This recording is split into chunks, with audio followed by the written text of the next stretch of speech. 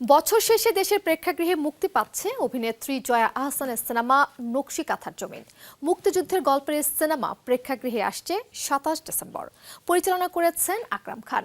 কথা সাহিত্যিক হাসান আজিজুল হকের বিধবাদের কথা গল্প অবলম্বনে ৭১-এর মুক্তিযুদ্ধের আখ্যান উঠে এসেছে সিনেমায়। সময়কাল মুক্তিযুদ্ধ সংগ্রাম, নারীদের সে সংগ্রাম দুই বোনের জীবনযুদ্ধের। এভাবেই এগিয়ে চলে গল্প। মুক্তিযুদ্ধে সব হারানো দুই বোন রাহেলা ও সালেহা তাদের এক জীবনের আখ্যানের নকশা তোলে নকশিকাঁথার জমিনে।